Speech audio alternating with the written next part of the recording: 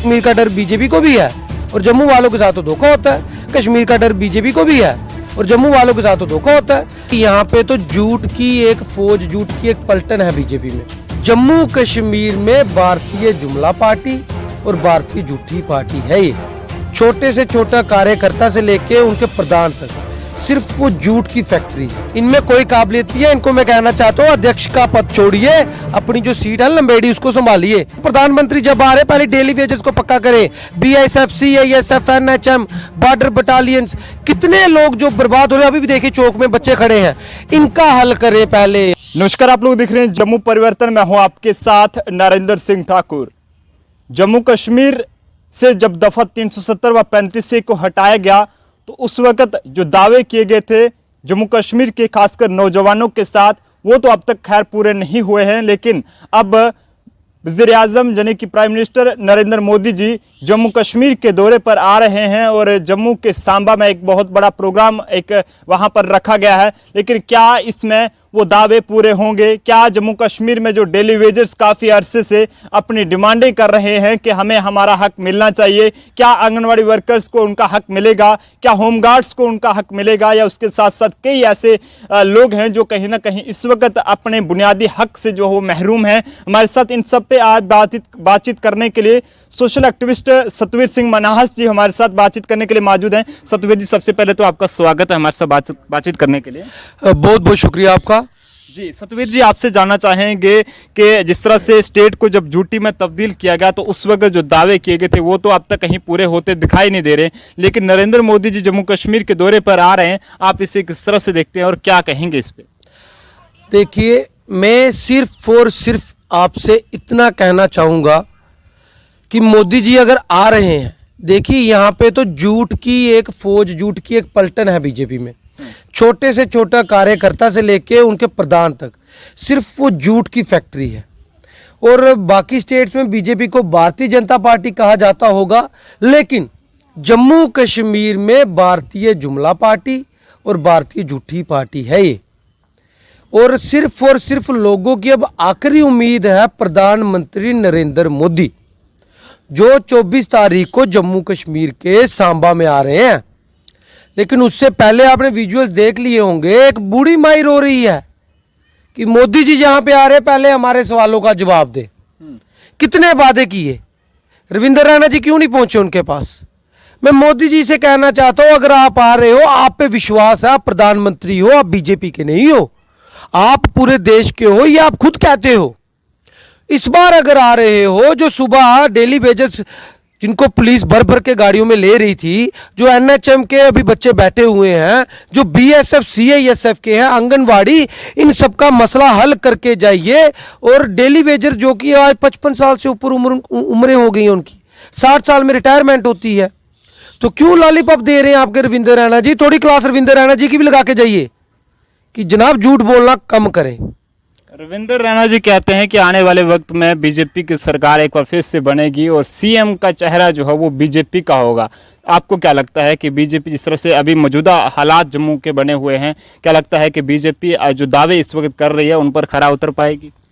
देखिए, 50 के पार का दावा भी किया जा रहा है। देखिए, मैं आपको एक बात बताता हूँ, थोड़ी देर पहले यही रविंद्र रैना कहते थे मुझे CM बनाओ तो मैं आपके सारे काम कर दूंगा। आज यही रविंद्र रैना अपनी जुबान से पलट गए हैं कि CM बीजेपी से ही होगा। और थोड़ी देर के बाद यह भी हो सकता है कि CM गठबंधन से होगा। एक झूठ उनका खत्म हो गया, दूसरा अब शुरू हो गया, तीसरा थोड़ी देर के बाद में शुरू होगा, क्योंकि 50 सीटें नहीं निकलेंगी, सरकार तो गठबंधन में बनेगी। जब गठबंधन में बनेगी तो फिर ये झूठ क्यों बोलते हैं लोगों के साथ, मुझे ये समझ नहीं आती। एक बात से तो खुद ही मुकर गए हैं ना, एक बात से ये खुद मुकर गए कि पहले कहते थे मुझे CM बनाओ, अब कह रहे बीजेपी से CM बनेगा। थोड़ी देर ठहरिए, आगे आगे देखिए होता है क्या। इनमें कोई काबिलियत नहीं है। इनको मैं कहना चाहता हूं अध्यक्ष का पद छोड़िए, अपनी जो सीट है लंबेड़ी उसको संभालिए।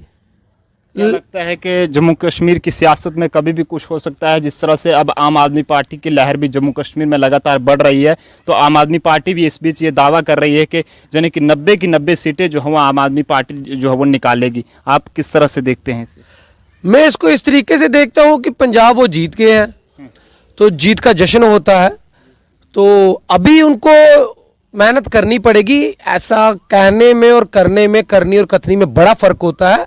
अभी उनके साथ कुछ चेहरे जुड़े हैं तो देखते हैं अब आने वाले वक्त में क्या होता है। अगर वो चेहरे आज तक ये नहीं कह रहे, जो मेन चेहरे हैं, कि हम कितनी सीटें जीतेंगे, तो बाकी पे आप क्या विश्वास करोगे। और ये सियासत जम्मू कश्मीर की है जनाब, जम्मू कश्मीर है ये, यहाँ और बड़े मुद्दे हैं। 2 मिनट के अंदर मुद्दा पटकाते देर नहीं लगती। ये जम्मू कश्मीर रियासत है, ये पंजाब नहीं है, ये दिल्ली नहीं है। इतना मैं उनको कहना चाहता हूँ।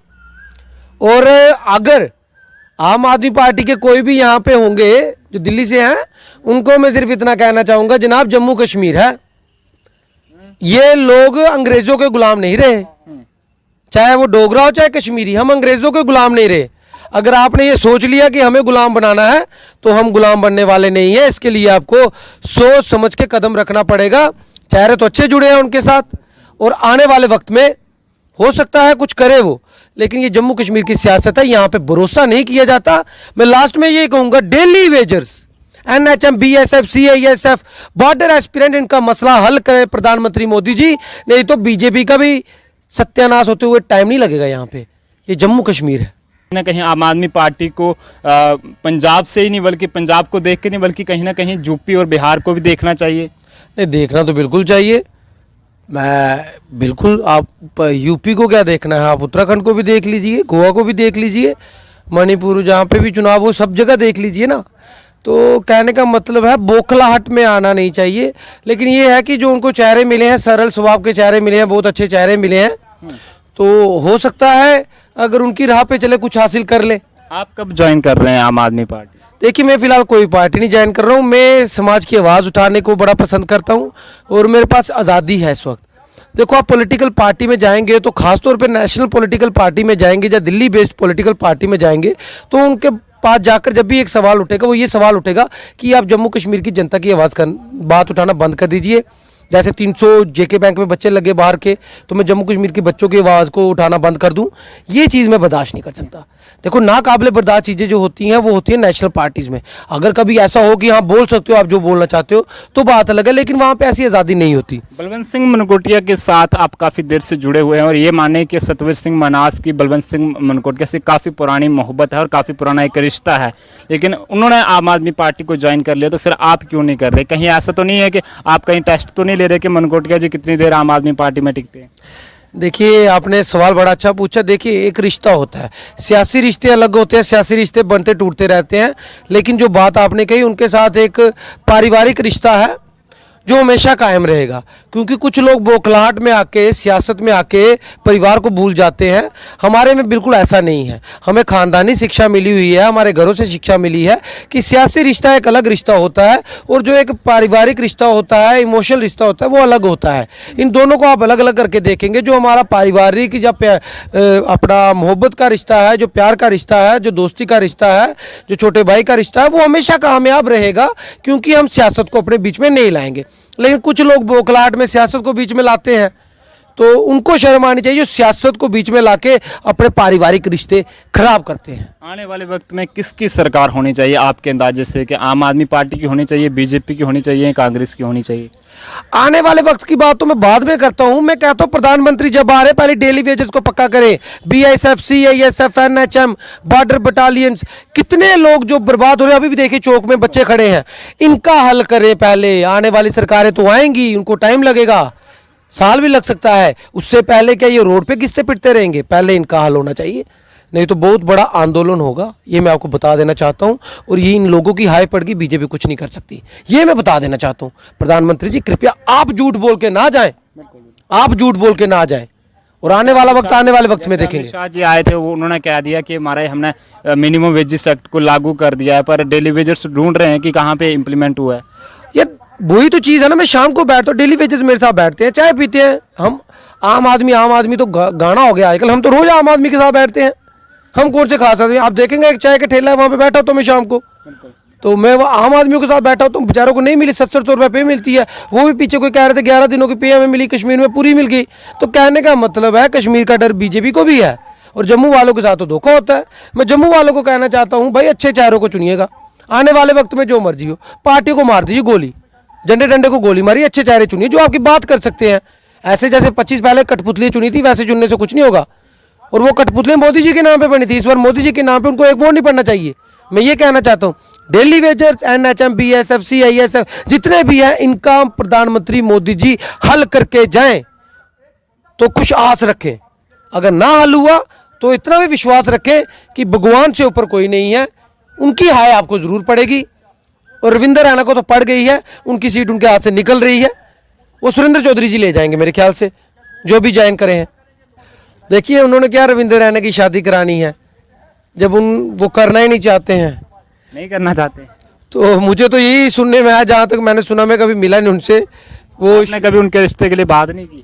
मैं कहाँ बात करूं, मैं खुद कुंवारा फिर रहा हूँ, कोई मेरे रिश्ते की बात करे मुझे उसकी टेंशन है। बाकी रही रविंदर रैना जी की तो वो उनके ऊपर होगा, जहाँ तक मैंने सुना वो इंटरेस्टेड नहीं है शादी करने में, और क्यों नहीं है ये मुझे नहीं पता। लेकिन इतना जरूर कहना चाहता हूँ जनाब, शादी में इंटरेस्टेड हो या नहीं हो, जम्मू कश्मीर की जनता में इंटरेस्टेड हो जाओ, इनको पक्का करो, इनके साथ इंसाफ करो। ये जो गर्मी में रो रहे हैं ना, इनकी हाय बहुत बुरी पड़ेगी, और हो सकता है आने वाले टाइम पे मोदी लहर भी आपको ना बचा पाए।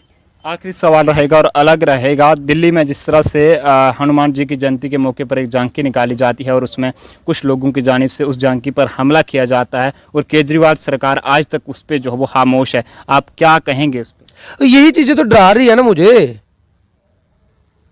यही चीजें तो देखनी पड़ती है ना। अब पंजाब में मैंने सुना है, अभी एक न्यूज चल रही है कि जनरल कैटेगरी को 600 यूनिट फ्री है, 2 महीने का बिल आता वहां पे, उसके ऊपर एक भी यूनिट हो गया तो उनको 600 यूनिट के पैसों की भरपाई करनी पड़ेगी। बाकियों के लिए ऐसा नहीं है, बाकियों को आपने माफ किया, बहुत अच्छी बात है, सब इंसान है, सबको इंसानों की नज़र से देखना चाहिए, हर कोई इंसान है, दलित है वो भी इंसान है। लेकिन कहने का मतलब है कहीं ना कहीं जनरल पे हर बंदा कोई क्यों भारी पड़ता है, मुझे ये चीज़ समझ नहीं आती। मैं बैठा हूँ, मेरे कितने दोस्त हैं जो दलित होंगे, क्या हो गया अगर कल मैंने दलितों के घर में जन्म लिया होता, क्या हो जाता, मैं भी दलित होता, तो दलित होने में कोई पाप तो नहीं है। लेकिन कहने का मतलब एक तरफा इंसाफ करते हो। वो एक बड़ी अच्छी कहावत है पंजाबी, गन्ने चुपन नू बांदरी ते डंडे खान नू रेश। इसका मतलब ये हो गया कि फायदा आपने किसी और को देना है, भरपाई हमने करनी है। जनरल वालों ने हर जगह मार रहे हो हमको, क्या हम इंसान नहीं है? हम भी इंसान हैं और हमारे साथ भी इंसाफ होना चाहिए। यही सब चीजें डरा रही है, इसलिए अभी हम कुछ सोच रहे, 2-4 महीने चल रहे हैं जैसे चल रहे हैं, देखेंगे आने वाले सियासी वक्त में क्या होता है।